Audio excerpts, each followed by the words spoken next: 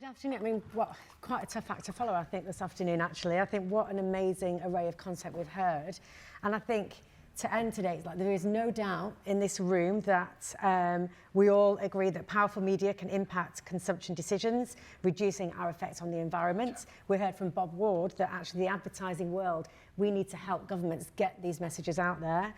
We heard from Jake Gubbins and Ad Conscious Network that media invested responsibly can helps us invest more into brilliant journalism that we want to see. And then we heard from Julia and Goodloop that media invested with diversity and inclusion in mind will create a society that we all long for. And then finally with Dina and Chris, that actually by building diversity into every stage of the media process will power growth. But we've got a bit of an issue. We have got a bit of a gap. So welcome to my esteemed panel of change makers, and they'll be sharing their perspectives and hopefully very practical inspiration today and what we can do, what can we do to leave this room a little bit more enlightened with some action in mind. So if you don't mind, Ibrahim, I'll start with you. You obviously founder of Gwap, and I think, you know, when I think about your story, very entrepreneurial, visionary, I think you can help set the tone of hope and inspiration for this afternoon. Cool. Before you have an accident, move your chair forward. Am I really going to fall off? Yeah, I don't want that you to wouldn't fall be good, off. would it? Sorry, don't be nervous, I'm here now. But yeah, honestly, thanks for having me here, everyone.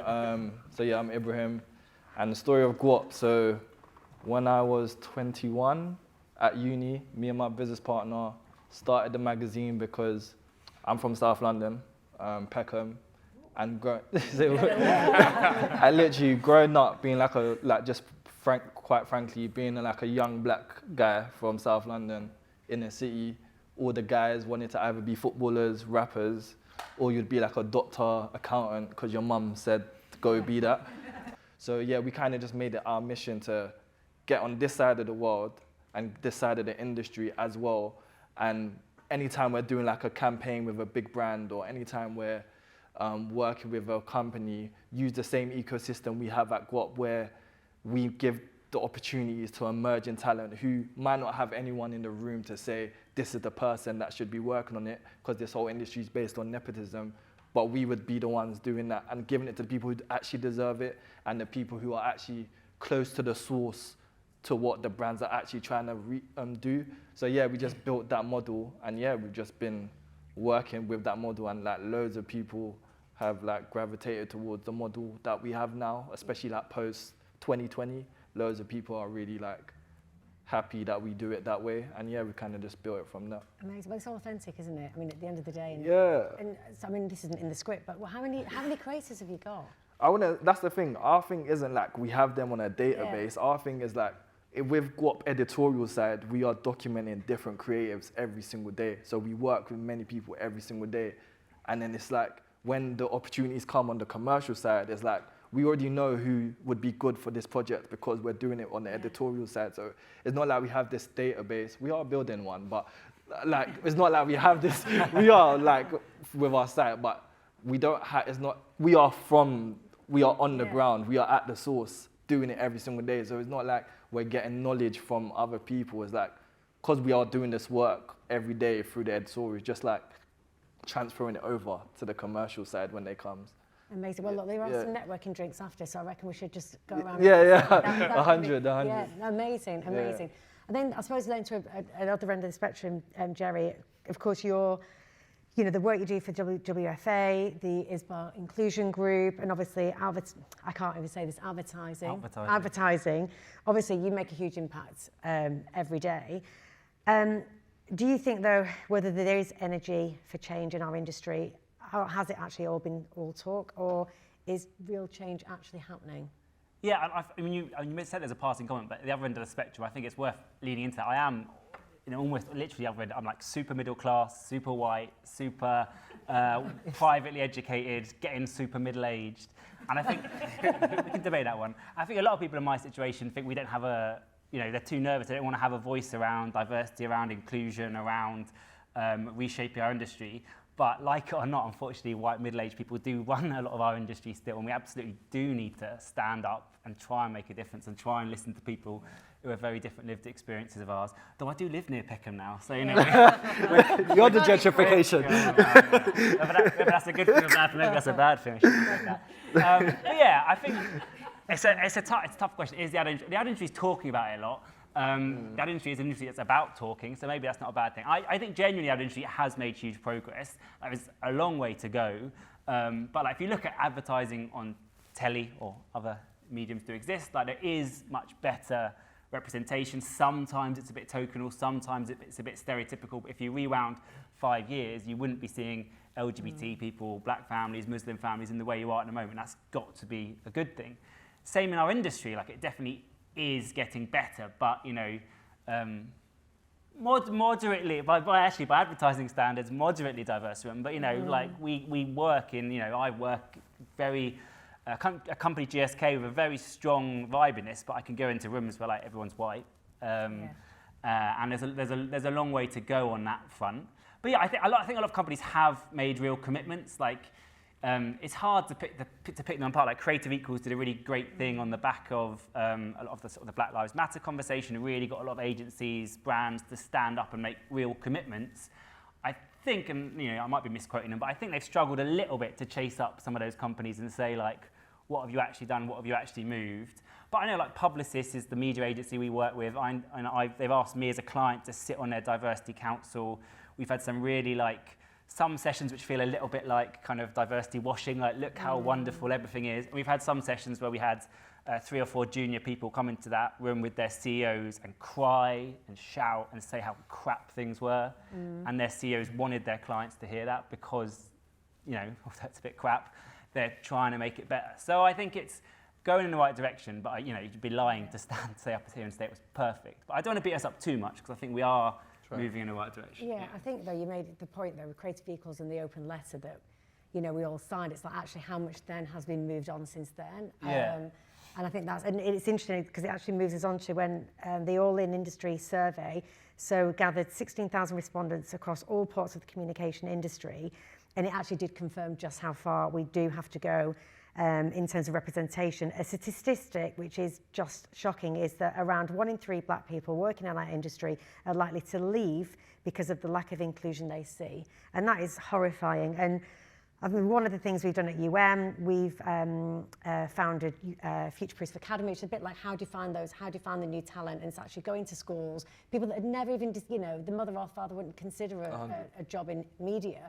How do we excite them about it, get them at the table? So, you know, there are things that we're doing to encourage, I suppose, a more diverse talent into media, because we know it does drive growth. It really does help, and it's, you know, represent the society that we're serving.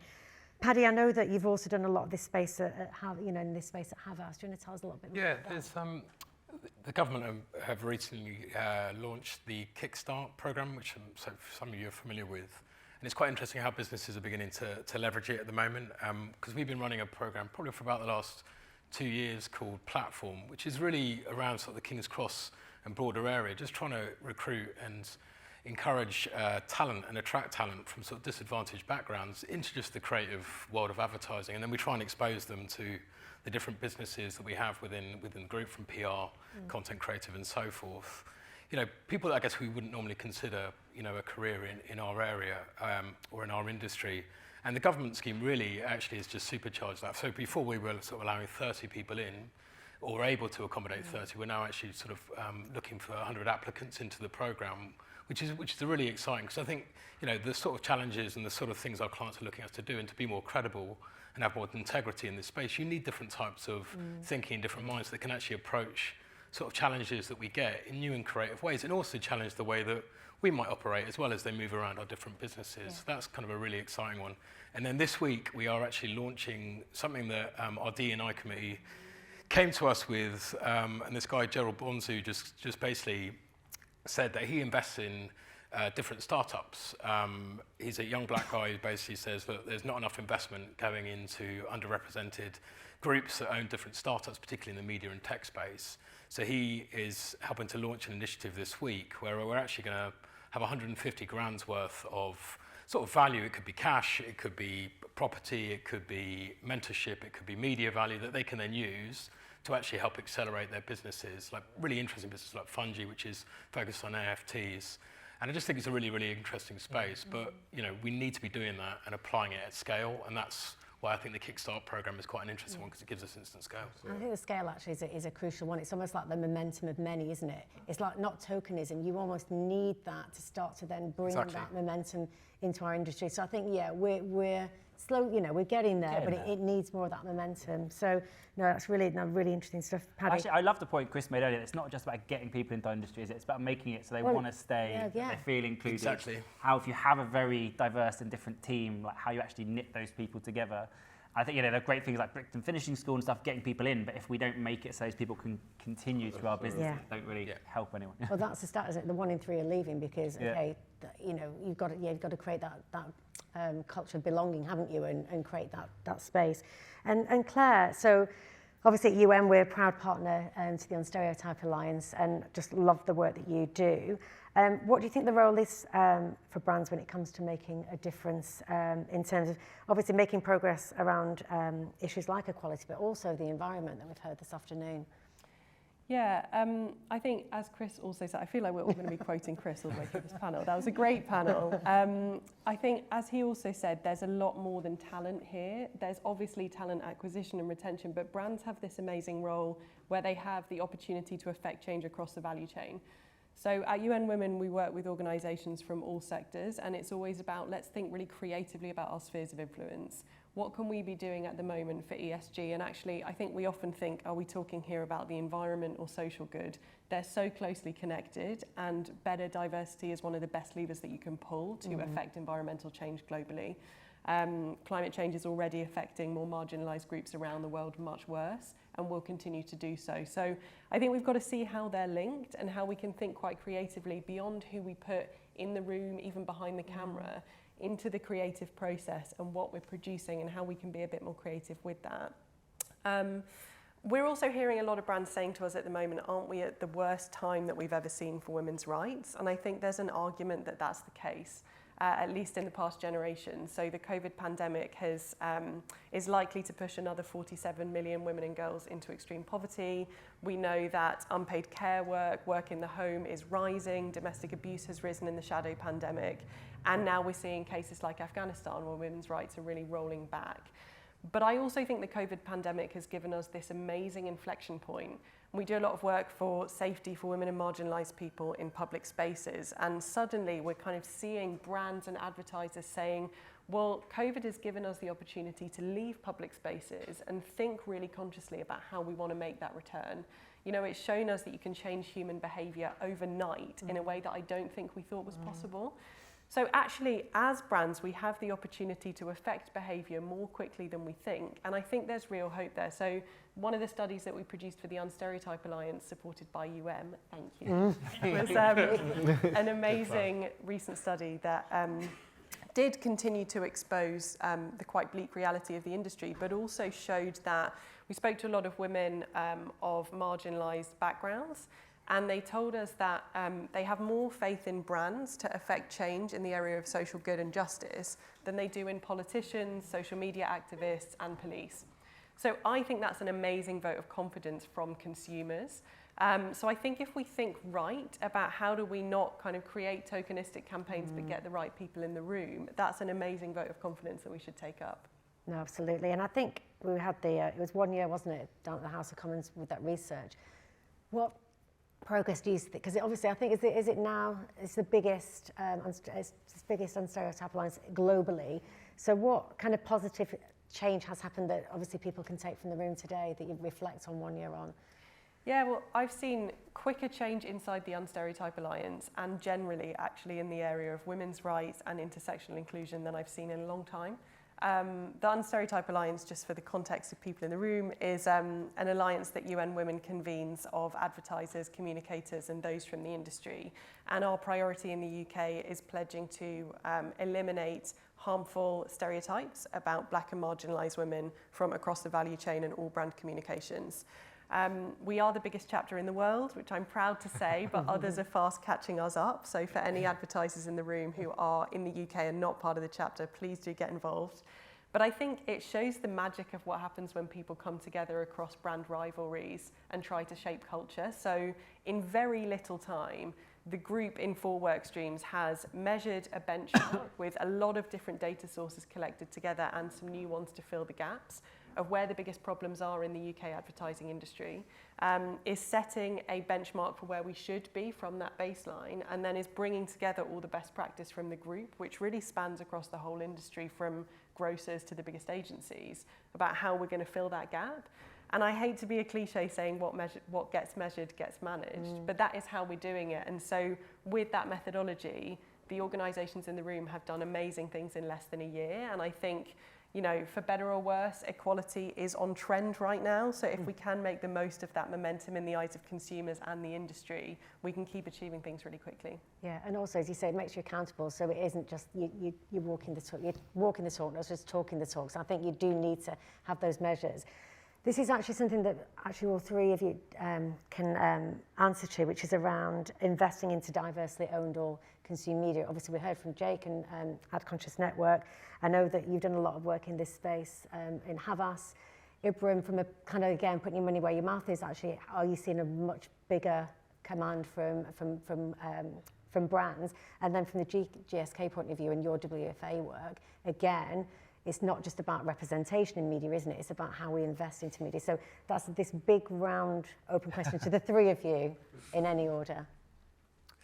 Start this in. Okay.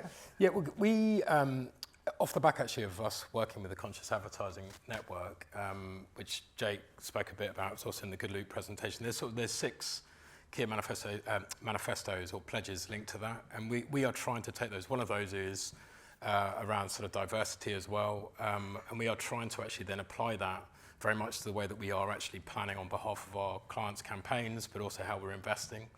And actually one of the things that came off the back of that is we just built basically a private sort of digital marketplace where we could actually begin to think about, right, how do we actually ensure that digital investments are just going into businesses that are owned by underrepresented groups in this country, and they know transparently that their money is going in there to support journalism and editorial in that space, which I think is just a really exciting area to actually know that clients can actually sort of channel their monies into that thing. And the next thing we're then doing from that one is now moving into other businesses that can demonstrate they're also doing other things linked to those other CAN commitments like sustainability and so forth. But I think actually giving clients an easy route into something where you're screening businesses and helping to actually promote journalism through their digital investments is quite an exciting space to be in. And it is, you know, it's actually on a lot of brands' minds, though, isn't it? So that, I mean, I'm thinking Spotify, Accenture, we've literally shifted, you can see the change where we've shifted monies, and it's like, you know, not only is it, you know, it's good for business, but it's good for how they're, you know, their own values and what we're trying to create. So I think it's a massively important thing. And yet, Ibrahim, are you seeing many more brands come to you? Yeah, I definitely think last year was like a culture shift in like a lot of brands' mentality. I think a lot of brands now know that it has to be a clear value exchange with the consumer, and it's not just taken from the audience, you have to actually give back. There's like 2 examples I can say that's actually like showing me that in like on paper. So like a couple of months ago, we announced that we was Kurt Geiger's official creative agency. And that was big for them, but also big for us. But that was sparked from the stuff that happened the previous year, and then wanting to tap into like what London is now. And with that, we was able to provide and bring through the most diverse set of people they've ever worked with in the history of the company.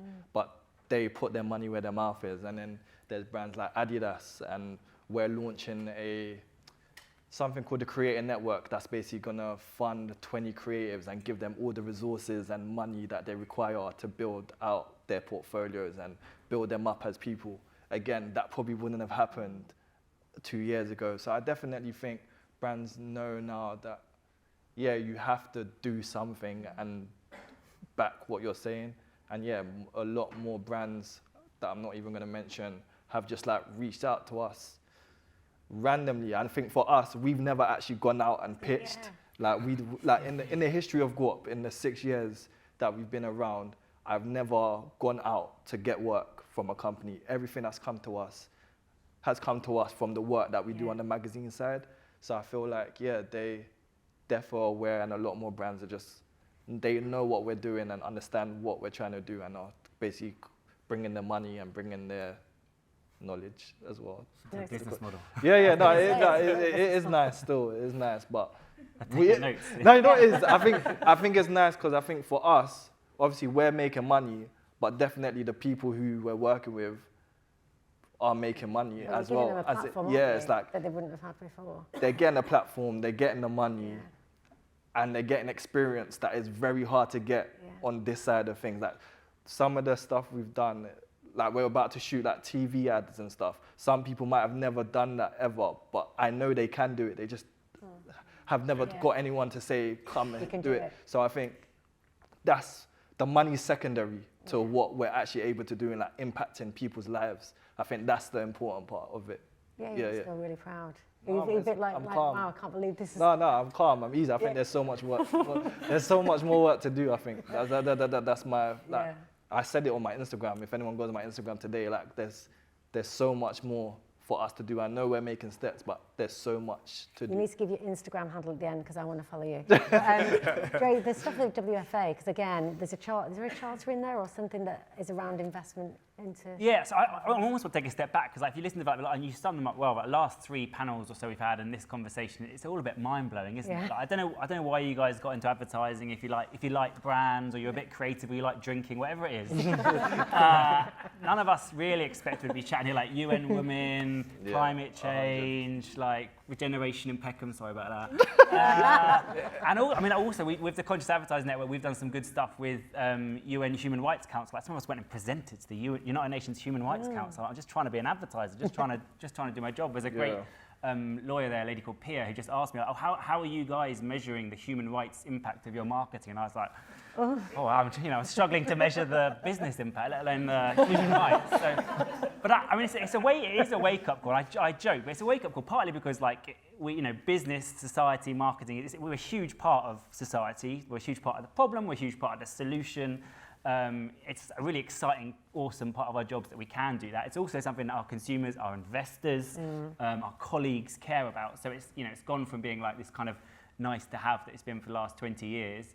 And what you measure does matter. So whilst we're still working on measuring our impact on our human rights, I think maybe some of my colleagues do that, but we do use the Unstereotype Alliance metric. It's a simple metric you can put in your testing. It's focused on gender originally, but it's a good place to start. And we actually found a lot of our adverts stereotype men worse than they did women. So that's a learning in itself. But yeah, as part of the WFA, we created this guide to, we basically said that so many companies trying to do this, to make more inclusive work, to close this gap between wanting to do good stuff and actually doing it. And where's it going wrong? And a lot of the time, it's that kind of slightly awkward phrase of like unconscious bias, where like there's so many places through the marketing process, from like the insights you start with, the brief you write, the partners you work with, the team you have, the people you ask to research your advert, the place you launch it, like the media you use, like how you measure it. Right through that process, we end up veering towards and we are trying to appeal to a lot of people, so we veer towards like homogenous, average people who give us average answers, and we lose a lot of really fantastic, wonderful nuance. And then I champion that and do that globally, but I work in media, so I was like, what's the role of media in that? And sometimes media gets forgotten. Like when we talk about diversity, we talk about our teams, and rightly so. I think if you sort your teams, a lot of stuff follows. We talk about the representation, the external, the creative, and I think that is important, and we said earlier it's getting better. But actually media is really important as well. Partly what Chris said, and what other people, and actually Sarah Mansfield, if you heard her this morning from Unilever talking, really talks about how they plan, I can't remember the exact phrase she used, but like purposefully with that inclusion in mind. Like they really want to, minority audiences, diverse people, whatever you call them, they're consumers, they've got money, they're people you want to talk to and want to reach, and they really think about that. And I think, from the WFA guide, we went into the fact like your media choices matter. And some of it is like, I know brand safety has been around for a while, but as we've heard a lot today, we're still, defunding a lot of stuff we shouldn't be, still probably funding a lot of stuff we shouldn't be. So sort that out, sort the ad tech, sort your blocking out. But also lean in positively, work with fantastic titles, whether it's through network. A lot of agencies now building networks, private marketplaces, things like that. There are companies that can help you with it. You can work directly with really fantastic companies. And I think you'll find you do really great. And we did some stuff with Gay Times. Like I said, I'm very super middle class, super middle aged, but I am very gay as well. So I Like a tag. so I have a lot. I don't know. I don't know if I want. Is this being recorded? I don't know if I want to watch it back. But I've got a little bit of perspective of what it's like not to be reflected in the advertising around you. And so we did a partnership with Gay Times. It was like we wanted, with Sensodyne and Voltarol. They're like, quite, not cool necessarily brands, but we wanted to like authentically talk to that community. And rather than just like turning up at Pride with a rainbow, we said, let's do like a couple of year partnership. Let's actually work with editorial creators and people who know how to work with that community. And some of the work is like, just quite casual inclusion. Some of it's working with a charity. And we've run it with Gay Times, I think a bit on Brand Advance, a bit in some other places. We've also just run it on like Facebook and YouTube to a really wide audience, and it outperforms like our normal stuff. Yeah. So that was a really long answer, but I tried to cover You covered all bases. And we actually, with Nicorette, we also advertised did a partnership with Gay Times, because again, it's about keeping that journalism alive and actually as an insight that disproportionately gay people smoke or want to quit smoking. So there's, there's really a business. Because when you actually dig into those insights. And there's a business benefit. There's not just a feel good, there's a huge business benefit. So ignore diverse groups at your peril. Because, so and is that true is that true insight? Because like gay people, like they like rainbows and they like to party. Well, maybe, but they also have like really specific interesting things.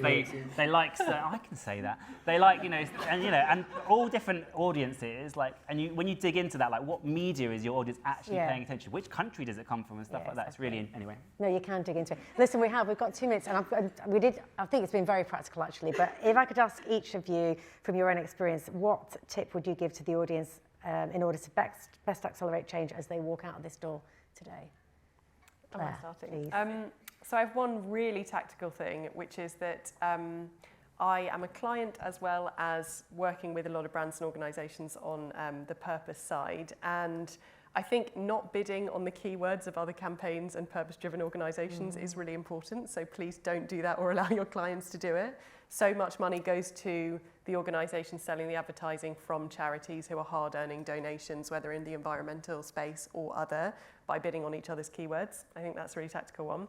More broadly, I think I talked a bit earlier about centering marginalised voices, and I think that can sound quite abstract, but a really specific example of that is that as a lot of brands are now moving on the area of women's safety in public, we're also talking about climate, whatever cause you're working on, whether it's with a charity or a purpose-driven campaign, what centering marginalised voices looks like is instead of having one person on your team writing a script and then taking it to an organisation working in that space and saying, we have slightly paternalistically created the answer for your community. Here it is, it's this script, and it's probably going to win a Cannes Lion.